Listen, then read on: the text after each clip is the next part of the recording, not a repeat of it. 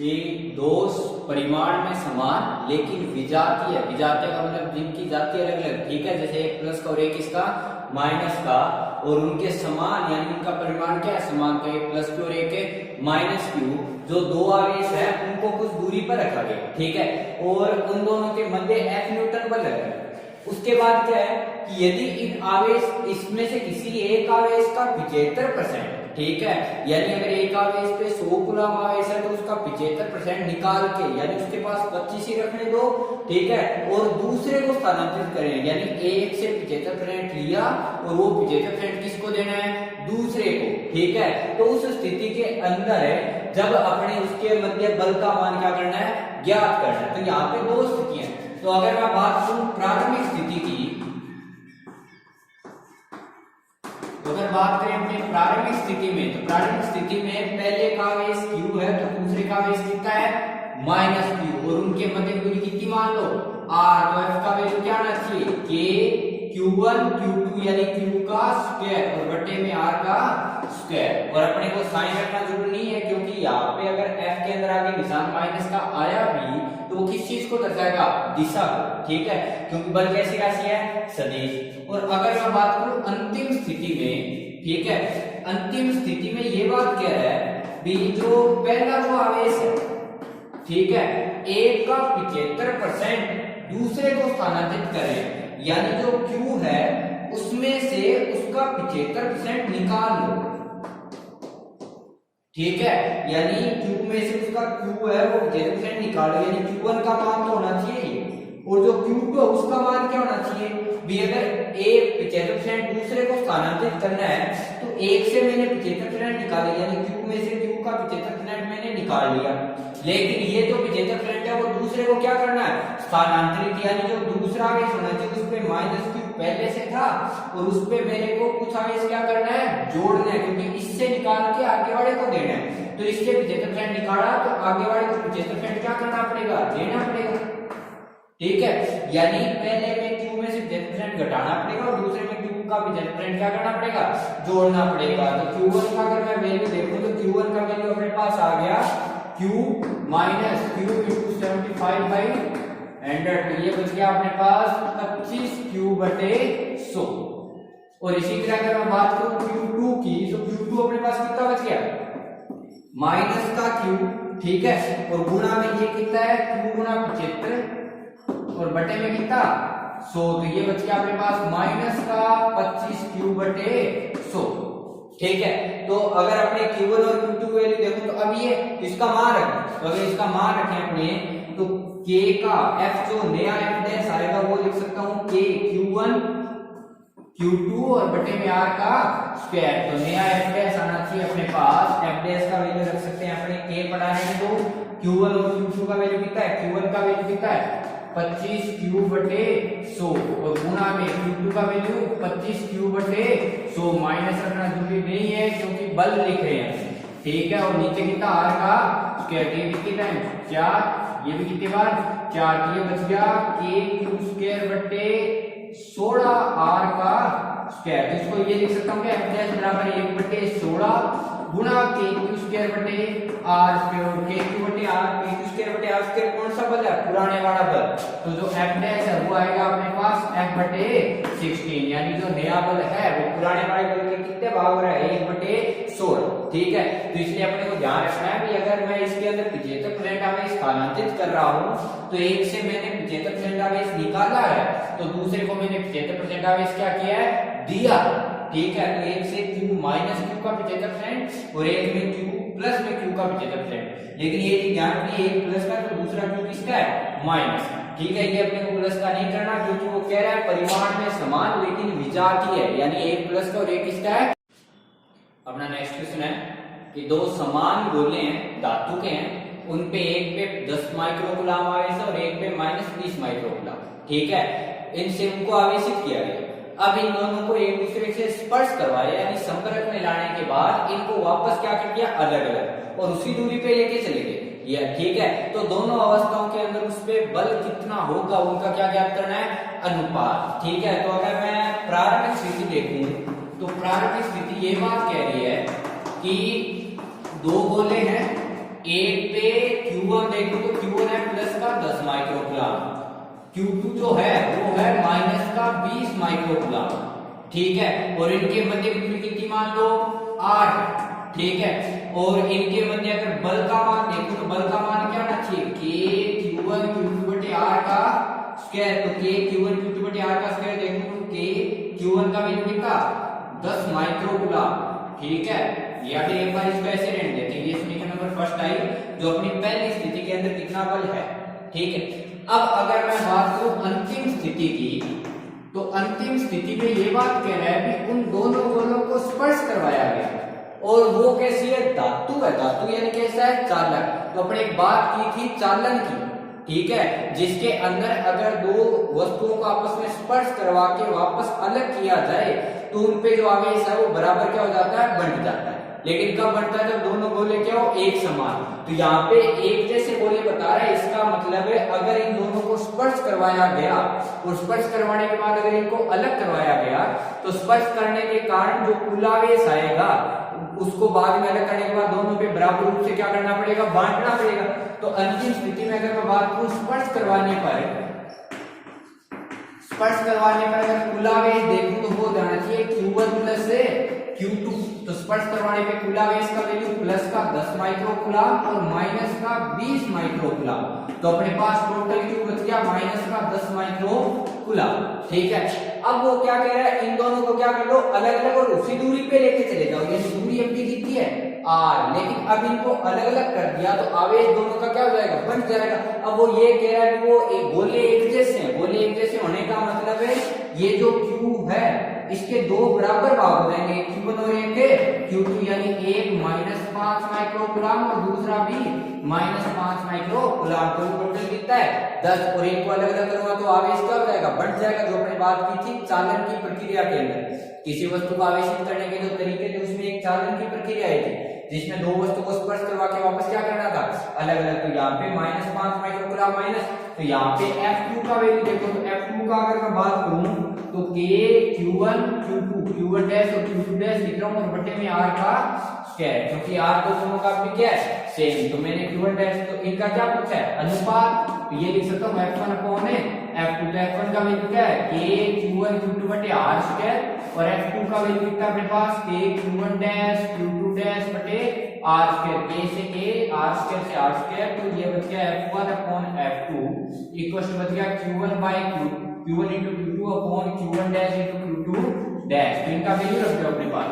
अगर F1 upon F2 देखें तो अपने पास Q1 का वैल्यू कितना है 10 माइक्रोकूलम यानी 10 की घात -6, दूसरा Q2 का वैल्यू 20 गुना 10 की घात -6। साइन रखना जरूरी नहीं है क्योंकि यहाँ पे अगर बल लिख रहे हैं नीचे आएगा Q1 कितना 5 गुना 10 की घात -6 और दूसरा भी 5 गुना 10 की घात -6। अपना नेक्स्ट क्वेश्चन है कि एक समान विद्युत क्षेत्र में 3 कण है, एक प्रोटॉन न्यूट्रॉन और अल्फा, ठीक है। तो इन तीनों कणों का अपने को त्वरण का क्या ज्ञात करना है अनुपात, ठीक है। यानी एक समान विद्युत क्षेत्र में रखने पर इनके त्वरण का अनुपात क्या आना चाहिए।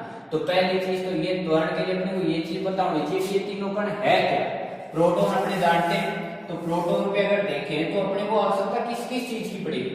तो अगर देखें तो न्यूटन के अकॉर्डिंग ये होना चाहिए Bf किसके इक्वल होना चाहिए ma, यानी अगर मेरे को A क्षेत्र A को लिख सकता हूँ F बटे m, और वो ये बात कह रहे हैं कि विद्युत क्षेत्र में रखा गया, इसका मतलब विद्युत क्षेत्र बल लगाएगा, और विद्युत क्षेत्र के लिए F किसके इक्वल लिखते हैं F को लिखते हैं Q गुना E और बटे में क्या आएगा m, ठीक है। तो इसका मतलब यह है कि अगर मेरे को इन तीनों के त्वरणों का अनुपात चाहिए तो मुझे एक तो इनका Q पता होना चाहिए और दूसरा पता होना चाहिए m, उनका द्रव्यमान E है वो तीनों के लिए क्या है समान है। तो अगर मैं बात करूं प्रोटॉन के लिए तो प्रोटॉन के लिए Q किसके बराबर होता है, प्रोटॉन और इलेक्ट्रॉन के आवेश का मान समान होता है, तो यानी Q किसके बराबर लिख सकता हूं इलेक्ट्रॉन के बराबर, भले वो प्लस का हो। द्रव्यमान मैंने मान लिया उसका द्रव्यमान क्या होता है mp, प्रोटॉन का द्रव्यमान मैंने क्या लिखा mp। अगर मैं बात करूं न्यूट्रॉन की तो न्यूट्रॉन होता है हाइड्रोजन का समस्थानी, ठीक है। जैसे हाइड्रोजन ड्यूटेरियम ट्राइटियम बात करते हैं तो उसी पे 1s2 के ऊपर अगर प्लस आ जाए तो वो किसके अंदर आता है ड्यूट्रॉन के अंदर, ठीक है। तो यहाँ पे अगर मैं ड्यूट्रॉन देखूं तो ड्यूट्रॉन के अंदर अगर द्रव्यमान देखूं तो उसका द्रव्यमान कितने प्रोटॉन के बराबर है? 2 के, क्योंकि ऊपर वाली जो संख्या वो द्रव्यमान से जब जाती है, ये लिख सकता हूं 2mp।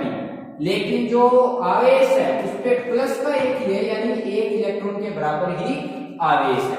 अगर मैं बात करूं अल्फा कण की, तो अल्फा कण कौन होता है? 2He42 प्लस, यानी हीलियम का नाभिक। तो इसके अगर मैं द्रव्यमान की बात करूं तो कितना है? 4, यानी इसका द्रव्यमान होता है 4 प्रोटॉन के बराबर। और अगर मैं Q की बात करूं तो कितने इलेक्ट्रॉन के बराबर है? 2 इलेक्ट्रॉन के बराबर, इसलिए Q लिख सकता हूं 2e। तो अगर मुझे इसका अनुपात चाहिए, A प्रोटॉन का अनुपात A ड्यूटेरियम का अनुपात A इसका अल्फा का, तो इनकी मान रख लो। तो अगर मैं इसकी बात करूं तो QE/m, ठीक है, ये किसके लिए? प्रोटॉन के लिए, यानी ठीक है। तो अगर मैं प्रोटॉन के लिए बात करूं तो प्रोटॉन के लिए Q का वैल्यू कितना है? E के बराबर, ये कैपिटल E है, और नीचे क्या लिखा? mp। साथ में अगर हम बात करूं न्यूट्रॉन की, तो न्यूट्रॉन के लिए आवेश E ही है, यानी Q की जगह E आ सकता है, आगे कैपिटल E है, लेकिन यहाँ पे 2mp, यानी द्रव्यमान उसका प्रोटॉन का दुगना है। और अगर मैं बात करूं आगे वाले के लिए, किसके आवेश कितना? 2e, और आगे E है, और नीचे कितना?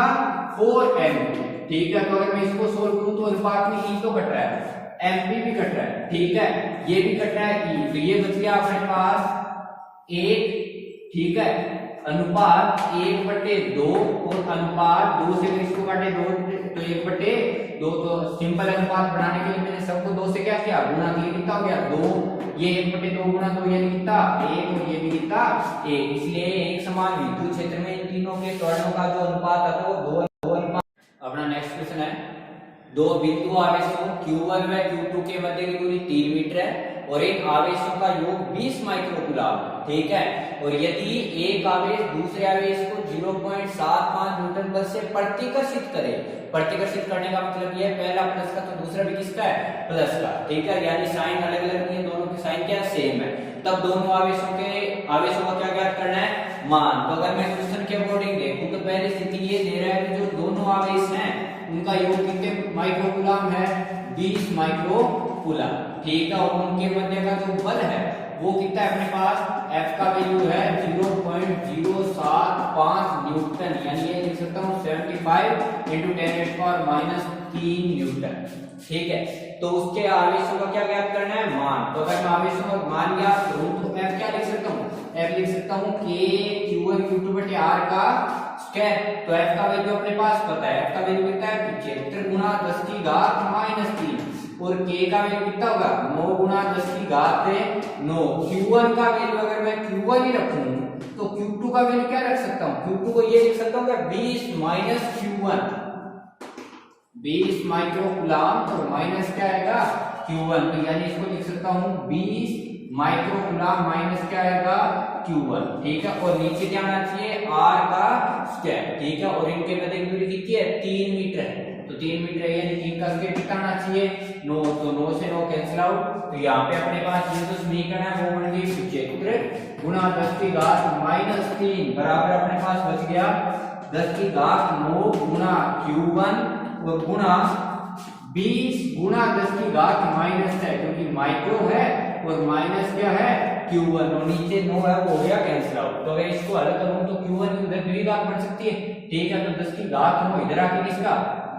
तो ये लिख सकता हूं 75 × 10⁻³ और बटे में 10⁻9 बराबर ये बन सकता है अपने पास 20 × 10⁻6 Q1, ठीक है, और माइनस Q1 का स्क्वायर, ठीक है। तो इस सबको इधर ले आओ तो एक द्विघात बना सकता हूं, इसको मैं ये लिख सकता हूं Q1 का स्क्वायर, ठीक है, ये इधर आके माइनस का हो जाएगा 20 × 10⁻6 Q1, ठीक है। और ये अपने पास इधर है प्लस का, ये पहले से तो ये कितना बचेगा? 75 × 10⁻12 बराबर कितना? 0, क्योंकि 10⁻9 ऊपर जाके किसका होना है? माइनस का। टोटल कितना हो गया? 12। तो अपने पास समीकरण बच गई Q1 का स्क्वायर 20 × 10⁻6 Q1 हो गई। तो इस द्विघात को हल करना है, तो अगर द्विघात को हल करूं तो अपने को इसके गुणनखंड करने पड़ेंगे। तो अगर गुणनखंड देखूं तो उनका योग तो आना चाहिए 20 × 10⁻6, ठीक है, और उनका जो गुणनफल है वो कितना आना चाहिए, 75 गुणा 10 की घात माइनस 12। अब एक चीज तो अपने अगर देखूं तो मैं अगर इनको देखूं तो इसको 2 बार गुणा करने पे ये बनना चाहिए, ठीक है, यानी प्रत्येक गुणनखंड 10 की घात माइनस 6 के रूप में ही आना, ठीक है।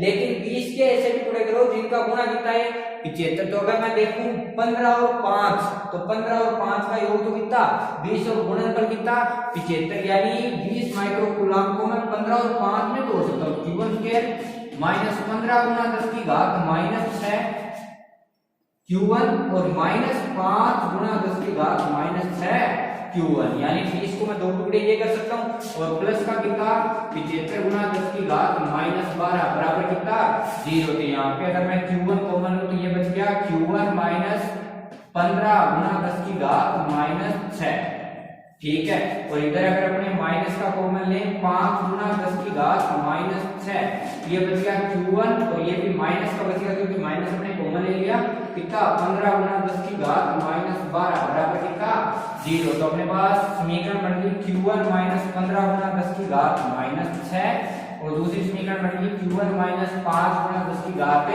माइनस 6, किसके बराबर होना चाहिए 0 के। तो इनको 0 करने का मतलब ये Q1 का वैल्यू कितना होना चाहिए 15 गुणा 10 की घात माइनस 6 यानी 15 माइक्रो कूलम, और जो Q2 है उसका वैल्यू होना चाहिए अपने पास 5 माइक्रो कूलम।